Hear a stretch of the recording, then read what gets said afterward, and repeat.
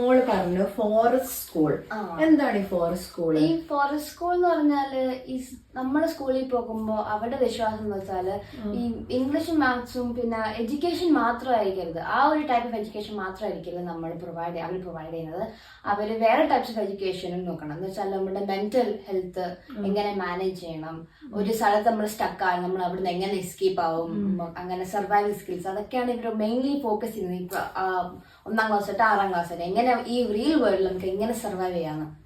അതുകൊണ്ട് ഈ ഒരു വെനസ്ഡേ ഒരു 5ാം ക്ലാസ്സിലാകുമ്പോൾ നിങ്ങൾക്ക് ഒരു വെനസ്ഡേയിൽ ഫോറസ്റ്റ് സ്കൂൾ എന്ന് പറയുന്ന സ്ഥലമുണ്ട്. അതൊരു ഡെസ്റ്റിനേറ്റഡ് ഏരിയയാണ് സ്കൂളിൽ തന്നെ. ആ ഇവിടെ കുറെ ട്രീസും പിന്നെ ഒരു പോണ്ടും ഒരു സ്ഥലത്ത് ഇങ്ങനെ ഇരുന്ന ഒരു ബോൺ ഫയർ, അങ്ങനെ ഒരു സ്ഥലം.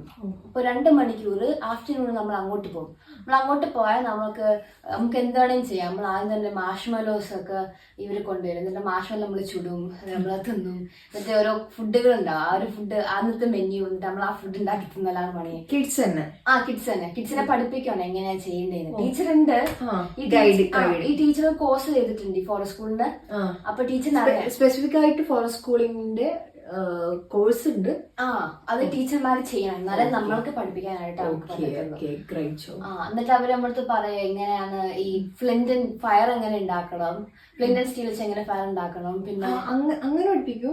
പിന്നെ എങ്ങനെ ഈ വുഡില്ലേ മര കഷ്ണങ്ങൾ എങ്ങനെ കട്ട് ചെയ്ത് ഓരോ സാധനങ്ങൾ ഉണ്ടാക്കണം, കത്തിയും ഇതൊക്കെ എങ്ങനെയാണ്, ഒരു ഫേക്ക് കത്തി ഉണ്ട് അതൊക്കെ ഉണ്ടാക്കാൻ ഇങ്ങനെ ഒരു ടൂൾസ് ഒക്കെ എങ്ങനെയാണ് ഉപയോഗിക്കുന്നത് അങ്ങനെ പഠിപ്പിക്കും.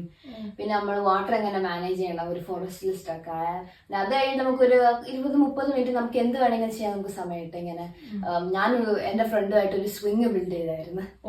അത് കുറച്ചേരം കഴിയുമ്പോ തറയിൽ വീണു. പക്ഷെ അത് ബിൽഡ് നല്ല ഫണ്ണായിരുന്നു. എങ്ങനെയാണ് ബിൽഡ് ചെയ്തത്? അത് ഞങ്ങൾ ഈ കയറുണ്ടായിരുന്നു, അവിടെ കിടക്കുന്ന കയറെടുത്ത്, പിന്നെ അവിടെ കുറച്ച് വുഡ് ഉണ്ടായിരുന്നു. ആ വുഡ് ഭയങ്കര നനവായി നമ്മളിങ്ങനെ ഒപ്പിയൊക്കെ എടുത്ത് ഇങ്ങനെ അഡ്ജസ്റ്റ് ചെയ്തിട്ട് കയർ കെട്ടി ഒരു ഊട്ട ഉണ്ടാക്കിയിട്ട് കുട്ടിയുടെ നമ്മളൊരു മരം ഉണ്ട് ഇങ്ങനെ ഇരുന്ന മരം, അത് ഞാൻ ഇത് കെട്ടി ഞാനിരുന്നപ്പോ ഓക്കെ അവനിരുന്നപ്പോ അത് അറിയണം.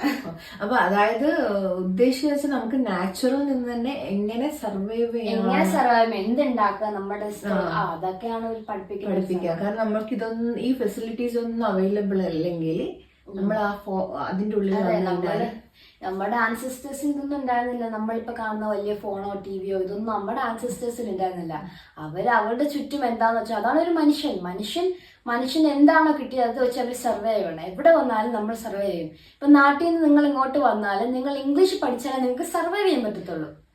They will do what you do to survive, you know. If you need to learn English, you need to learn English to survive in the world. അതാണ് ഒരു മനുഷ്യൻ ആണ്, എവിടെ പോയാലും സർവൈവ് ചെയ്യുന്ന ഒരാളാണ് മനുഷ്യൻ.